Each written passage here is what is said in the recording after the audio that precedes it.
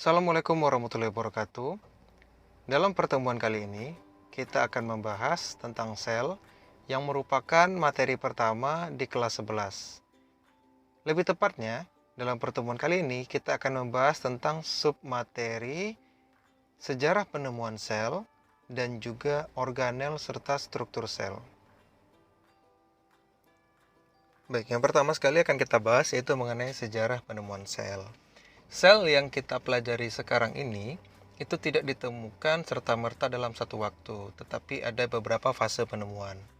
Ketika Robert Hooke melakukan pengamatan terhadap Quercus suberin atau tanaman gabus dengan melakukan pengamatan di bawah mikroskop terhadap hasil potongan melintang dari tumbuhan gabus.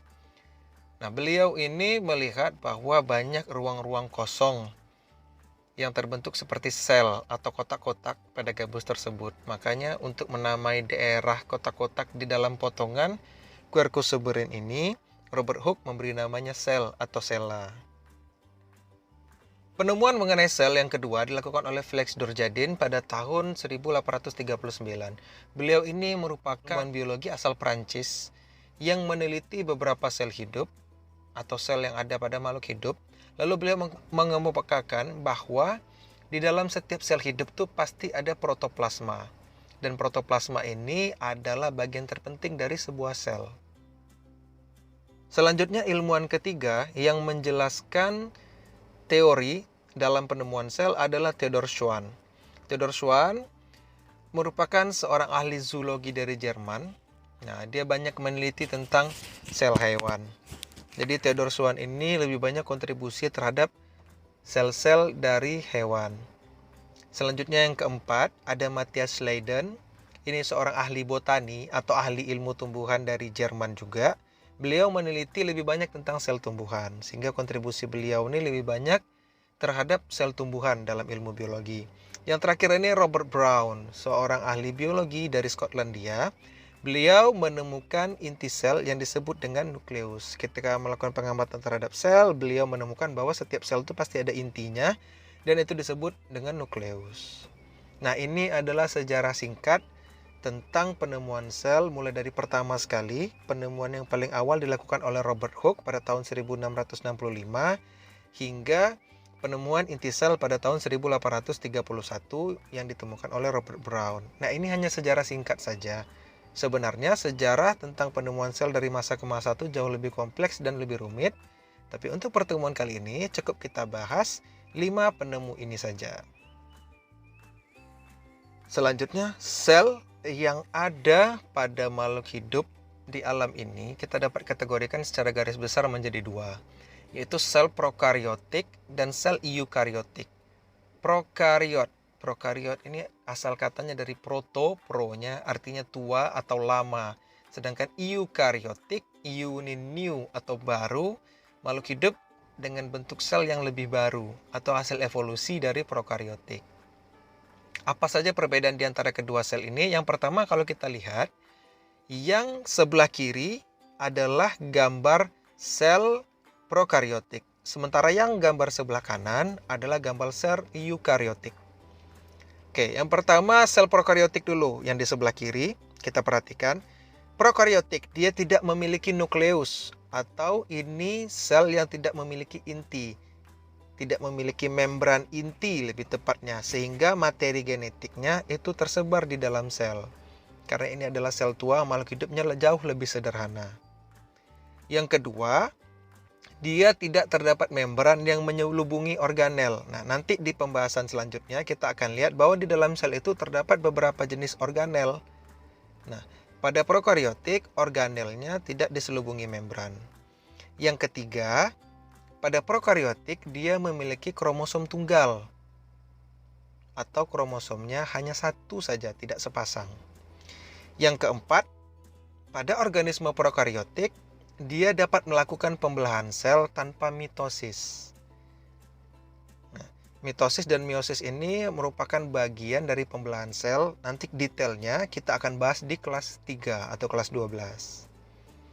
Selanjutnya yang kelima, ukuran ribosomnya jauh lebih kecil dibandingkan ribosom yang ada pada sel eukariotik. Yang keenam, tidak terdapat selulosa pada dinding sel. Selanjutnya kita beralih ke sebelah kanan, kita lihat gambar sel yang eukariotik. Nah, eukariotik atau makhluk hidup dengan sel yang lebih baru karena dia eu atau new. Yang pertama, cirinya dia memiliki nukleus atau dia memiliki inti.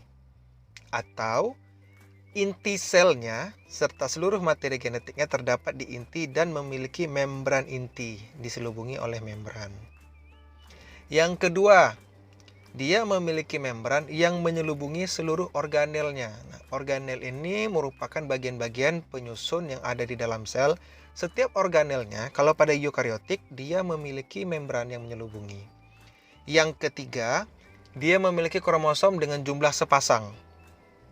Yang keempat, pembelahan sel melalui tahap mitosis. Nah, berbeda dengan prokariotik tadi, dia membelah tanpa melalui tahap mitosis atau pembelahan secara langsung. Nah, kalau eukariotik, mereka membelah melalui tahapan mitosis. Yang kelima, ukuran ribosomnya jauh lebih besar kalau kita bandingkan dengan prokariotik. Dan yang keenam, terdapat selulosa pada dinding sel. Apa saja contoh sel prokariotik dan sel eukariotik? Pertama kita lihat contoh sel prokariotik adalah bakteri. Jadi bakteri itu adalah makhluk hidup yang lebih sederhana dan umurnya jauh lebih tua kalau kita bandingkan dengan tumbuhan dan manusia. Nah, maka contoh prokariotik adalah sel bakteri. Contoh yang eukariotik, makhluk hidup yang lain selain dari bakteri. Contohnya sel hewan, sel tumbuhan, jamur, dan juga protista. Ya, selanjutnya kita masuk ke struktur penyusun sel yang paling pertama, itu struktur terluarnya, atau kita sebut juga dengan membran sel. Nah, membran ini menyelubungi serta menutup seluruh permukaan sel. Apa saja isinya? Yang pertama, membran itu tersusun atas fosfor, lemak, karbohidrat, dan protein. Jadi ada 4 zat utama penyusun dari membran sel, serta nanti ada zat-zat yang lain. Fungsinya apa? Karena dia membran atau menyelubungi seluruh sel, maka fungsi utamanya adalah sebagai pelindung. Melindungi sel dari lingkungan yang ada di sekitarnya. Dan yang kedua, dia juga dapat mengatur keluar masuknya zat atau lalu lintas zat yang keluar masuk dari dalam dan keluar sel. Yang ketiga, membran sel ini bersifat semi-permeabel. Nah, semi-permeabel itu artinya dia dapat mengizinkan beberapa jenis zat masuk, sementara zat yang lain tidak diizinkan masuk. Selain semi-permeabel, dalam biologi nanti juga akan kita temukan istilah permeabel. Permeabel artinya dia bisa dilewati zat apa saja, tanpa ada batasan. Lalu ada impermeable. Impermeable artinya dia tidak bisa dilewati zat apapun atau dia kedap.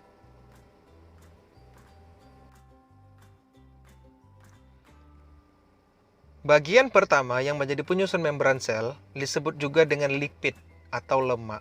Fungsi utama dari lemak ini adalah menstabilkan kesatuan fisik membran sehingga dapat menjadi penghalang yang efektif. Nah, tadi kan kita lihat membran sel ini sifatnya semi-permeabel.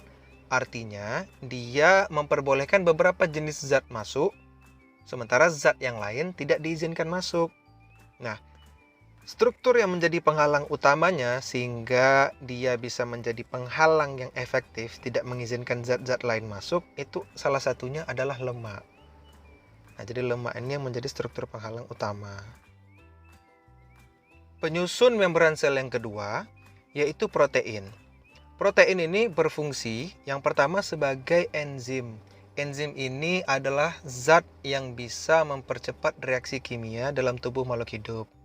Nah, jadi protein ini berfungsi sebagai enzim yang dia membantu untuk membentuk ATP. ATP adalah energi atau bahan bakar pada tubuh makhluk hidup. Yang kedua, protein ini juga berfungsi sebagai saluran berbagai materi pada membran plasma. Kalau lemak tadi berfungsi sebagai penghalangnya, sehingga tidak bisa lewat sebagai temboknya, maka protein ini berfungsi sebagai pintu-pintunya. yang mengizinkan beberapa jenis zat masuk, sementara zat lain tidak bisa lewat. Penyusun membran sel yang ketiga adalah karbohidrat. Karbohidrat yang terdapat di membran itu terbagi menjadi dua jenis. Yang pertama, glikoprotein. Nah, glikoprotein ini fungsinya untuk mengikat protein sel tetangga sehingga terjadi ikatan antar sel. Nah, ketika antara sel yang satu dengan sel yang lain, mereka akan berinteraksi. Nah, mereka tentu harus mendekat dan membentuk satu ikatan. Nah, ikatan antara sel yang satu dengan sel yang lain ini dibantu oleh glikoprotein. Yang kedua, jenis karbohidrat yang terdapat di membran sel adalah glikolipid. Glikolipid ini fungsinya sebagai sinyal pengenal untuk interaksi antar sel. Kenapa perlu ada sinyal pengenal? Karena setiap benda asing yang sinyalnya tidak diketahui oleh sistem imun tubuh, maka dia pasti akan diserang dan dihancurkan. Contohnya adalah sel kanker. Sel kanker itu mengalami perubahan glikolipid sehingga sinyalnya tidak dikenali oleh sistem imun. Jadi sistem imun menganggap, oh ini ada benda asing, maka benda asing harus dihancurkan. Penghancurnya adalah leukosit atau sel darah putih yang menjadi bagian dari sistem imun tubuh kita. Oke. Penyusun struktur sel yang kedua adalah sitoplasma. Kalau tadi kita bahas tentang membran plasma atau pelingkup dan pelindung seluruh bagian sel yang ada di luar, begitu kita masuk ke dalam, yang pertama sekali kita ketemukan adalah sitoplasma atau cairan yang ada di dalam sel. Jadi seluruh organel sel yang lain itu kalau kita perhatikan dia seperti berenang di dalam sel itu. Nah, berenangnya di mana? Dia berenang di dalam cairan sel yang kita sebut dengan sitoplasma. Isinya apa saja sitoplasma ini? Yang pertama, dia mengandung protein. Selanjutnya di dalamnya ada lemak, karbohidrat, zat anorganik, enzim, vitamin, dan hormon. Untuk apa seluruh zat ini? Nah, zat ini fungsinya untuk menunjang seluruh kegiatan dan aktivitas yang ada di dalam sel. Fungsi sitoplasmanya sendiri itu berfungsi sebagai tempat berlangsungnya reaksi metabolisme yang ada di dalam tubuh. Selain itu, di dalam sitoplasma itu banyak sekali terdapat organel. Seluruh organel lain yang ada di dalam sel itu letaknya di sitoplasma. Jadi sitoplasma ini bagian yang penting di dalam sel. Struktur sel ketiga yang akan kita bahas yaitu inti sel atau nukleus. Nah, inti sel atau nukleus yang tadi ditemukan oleh ilmuwan Robert Brown dari Skotlandia itu terdiri atas yang pertama membran, cairan inti atau nukleoplasma, kromosom, dan anak inti. Nah, kalau tadi ada membran sel, maka di dalam membran sel terdapat nukleus, yang nukleus ini punya membran sendiri. Kita sebut dia dengan membran nukleus. Lalu terdapat kromosom. Kromosom ini merupakan pembawa sifat. Jadi ketika nanti orang tua mewariskan sifat ke anaknya, itu diwariskan melalui kromosom. Selain itu, tadi juga di dalam nukleus terdapat nukleolus atau anak inti, yang dia fungsinya membentuk ribosom, tempat sintesis protein di dalam sel. Nah, fungsi utama nukleus ini untuk apa sih? Nukleus ini dia intinya, sehingga dia tuh mengatur seluruh kegiatan dan aktivitas yang ada di dalam sel. Kalau bisa kita bilang ini adalah otaknya atau bosnya sel. Dia mengatur seluruh kegiatan, aktivitas yang ada di dalam sel, keluar masuknya zat, dia yang mengatur semuanya.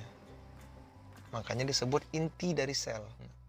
Organel sel keempat adalah mitokondria. Mitokondria ini merupakan pusat energinya atau pusat penghasil bahan bakar bagi seluruh sel. Jadi kalau mitokondria ini tidak ada, maka sel tidak akan dapat melakukan aktivitasnya karena sel tidak punya energi, dia tidak punya tenaga. Jadi mitokondria ini merupakan salah satu organel yang sangat penting sekali fungsi di dalam sel. Dia penghasil energi. Yang kelima, kita akan temukan organel yang disebut dengan ribosom. Ribosom ini bentuknya seperti butiran-butiran kecil. Kalau kita lihat dia bulat-bulat seperti kismis gitu. Nah, terbagi jadi dua. Ada ribosom yang dia itu berenang atau tersebar di dalam sitoplasma. Ada juga ribosom yang melekat di retikulum endoplasma. Nah, fungsi dari kedua jenis ribosom ini sama-sama untuk sintesis atau pembuatan protein.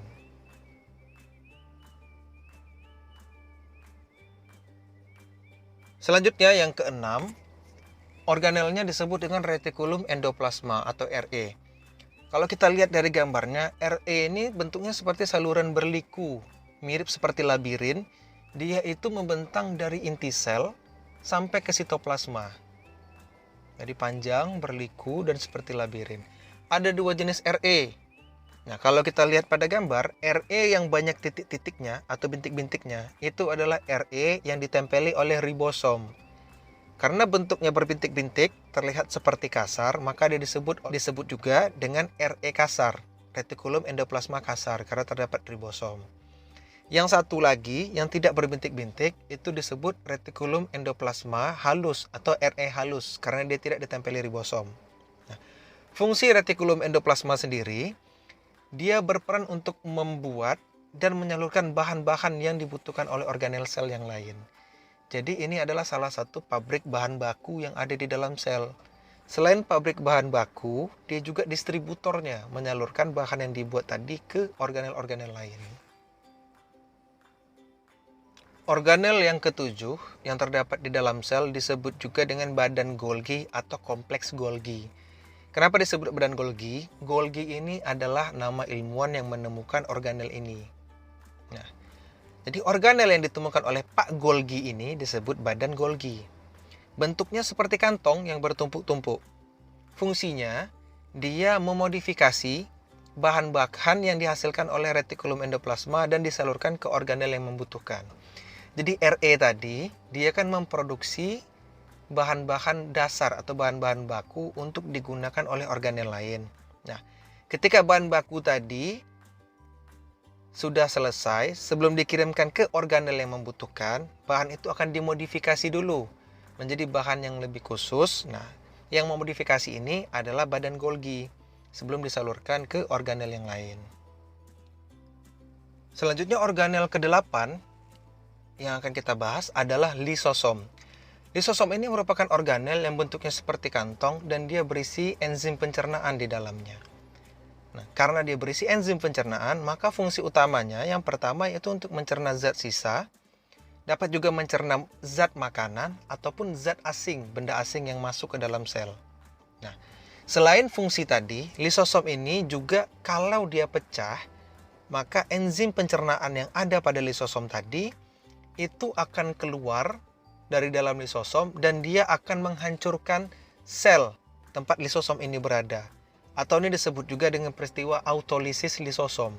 Adalah ketika sel itu menghancurkan atau membunuh dirinya sendiri. Kenapa sel melakukan seperti itu? Misalnya sel ini dalam keadaan luka. Atau juga sel ini berada pada jaringan yang mungkin sedang sekarat. Sehingga lisosom ini akan mengeluarkan enzim pencernaannya untuk mematikan sel-sel yang mengalami luka atau berada pada jaringan yang sekarat tadi, sehingga dia melakukan aktivitas menghancurkan diri. Nah, tapi sebagai catatan, lisosom ini hanya terdapat pada sel hewan. Sel tumbuhan tidak memiliki lisosom. Organel ke-9 yang akan kita bahas adalah sentriol. Sentriol ini berperan dalam pembelahan sel. Nah, tadi saya sudah katakan bahwa di dalam sel itu ada dua jenis pembelahan. Yang pertama namanya mitosis, yang kedua namanya meiosis. Nanti detailnya akan kita bahas di kelas 12. Nah, sentriol ini berfungsi dalam kedua jenis pembelahan tadi, mitosis dan juga meiosis. Nah, hanya saja sentriol ini hanya dimiliki oleh sel hewan. Sel tumbuhan tidak memiliki sentriol. Organel ke-10 yang akan kita bahas adalah vakuola. Vakuola ini merupakan ruangan yang terdapat pada sel. Kalau kita lihat pada gambar, vakuola pada tumbuhan nampak sangat besar sekali dan memakan banyak sekali ruang di dalam sitoplasma pada tumbuhan. Sementara vakuola pada hewan berukuran jauh lebih kecil. Nah, ini karena fungsi antara vakuola tumbuhan dengan vakuola hewan itu berbeda. Pada vakuola hewan, umumnya dia hanya digunakan sebagai tempat untuk penyimpanan sementara zat-zat sisa. Jadi sisa dari reaksi dan aktivitas yang ada di dalam sel itu dapat disimpan sementara di dalam vakuola. Sementara pada tumbuhan, vakuola ini memiliki fungsi yang lebih banyak. Pada tumbuhan yang tua, vakuola ini biasanya berukuran besar dan berisi cadangan makanan. Nah, selain cadangan makanan, yang paling umum terdapat di dalam vakuola adalah air. Karena vakuola ini mengatur kesetimbangan air yang ada di dalam tumbuhan. Nomor 11, organel yang kita bahas adalah plastida. Plastida ini hanya terdapat pada tumbuhan dan sama sekali tidak ada pada hewan. Isi di dalam plastida ini yang paling utama adalah pigmen atau zat warna. Nah, terdapat beberapa jenis plastida, namun yang paling utama adalah kloroplas. Dia mengandung warna hijau. Kenapa bisa berwarna hijau? Karena di dalamnya terdapat zat warna yang disebut dengan klorofil. Klorofil ini berperan dalam proses fotosintesis pada tumbuhan. Jadi proses untuk tumbuhan menghasilkan zat makanan atau zat energinya yang disebut dengan fotosintesis ini menggunakan klorofil, sehingga plastida dengan jenis kloroplas ini menjadi yang paling utama dan paling penting bagi tumbuhan. Selain kloroplas, terdapat juga kromoplas. Kromoplas ini memiliki pigmen warna kuning yang disebut dengan xanthofil, dan terdapat pula leukoplas yang berfungsi sebagai tempat cadangan makanan. Organel ke-12 pada sel kita sebut sebagai dinding sel. Dinding sel ini hanya terdapat pada sel tumbuhan saja, di hewan tidak ada. Nah, dinding sel fungsi utamanya sebagai pelindung. Jadi berbeda antara sel hewan dengan tumbuhan. Kalau sel hewan itu bentuknya lebih tetap dan lebih kaku karena dia memiliki dinding sel. Sementara pada sel hewan bentuknya cenderung berubah karena dia tidak memiliki dinding. Oke. Selain itu, fungsi utamanya sebagai pelindung dan juga menjaga agar bentuk sel tumbuhan tidak berubah. Organel ke-13 adalah sitoskeleton. Sitoskeleton merupakan rangkanya sel. Dia terdapat di antara nukleus dengan membran sel eukariotik. Jadi di antara membran dengan nukleus itu terdapat rangka sel. Dan ini hanya terdapat pada sel eukariotik saja. Sel prokariotik tidak punya sitoskeleton. Fungsinya untuk apa? Berfungsi untuk pergerakan sel dan juga untuk transport zat. Dia disusun oleh 3 bagian. Yang pertama mikrotubula, yang kedua mikrofilamen, dan yang ketiga filamen. Organel terakhir yang akan kita bahas pada video kali ini adalah peroksisom. Nah, peroksisom ini dia menghasilkan 2 jenis enzim yang disebut juga dengan enzim oksidase dan katalase. Enzim oksidase berperan dalam proses oksidasi yang terjadi di dalam sel, namun dia menghasilkan hidrogen peroksida yang berbahaya bagi tubuh. Nah, untuk menetralisir bahaya tersebut, peroksisom juga menghasilkan katalase yang nantinya akan merubah hidrogen peroksida menjadi air kembali. Selain itu, dia juga berperan dalam proses pemecahan molekul lemak dan juga dia berperan dalam proses untuk menetralisir alkohol serta senyawa berbahaya lainnya.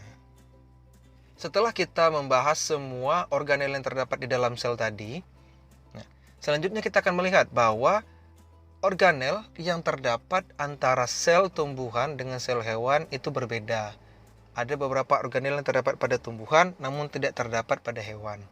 Nah, pada bagian yang kali ini kita akan merangkum seluruh perbedaan apa saja bedanya antara sel tumbuhan dengan sel hewan. Baik, yang pertama, yang di sebelah kiri ini sel tumbuhan. Tumbuhan tidak memiliki lisosom. Sementara kalau kita lihat di sebelah kanan, hewan memiliki lisosom yang tadi merupakan berfungsi untuk mencerna baik benda asing, zat makanan yang ada di dalam sel. Tumbuhan memiliki kloroplas yang fungsinya untuk fotosintesis, sementara hewan tidak memiliki kloroplas. Tumbuhan memiliki dinding sel yang menyebabkan bentuknya kaku, sementara hewan tidak memiliki dinding sel sehingga bentuknya lebih fleksibel. Tumbuhan tidak memiliki sentriol. Sentriol yang tadi berperan dalam pembelahan sel baik mitosis maupun meiosis, dan hewan memiliki sentriol. Tumbuhan memiliki vakuola yang besar yang tujuannya untuk mengatur kesetimbangan cairan yang terdapat di dalam tumbuhan, sementara hewan memiliki vakuola yang berukuran kecil tujuannya untuk menyimpan sementara zat sisa yang ada di dalam sel. Nah, pembahasan kita telah sampai pada akhirnya. Pada pertemuan kali ini kita membahas tentang sejarah dan juga struktur yang ada di dalam sel.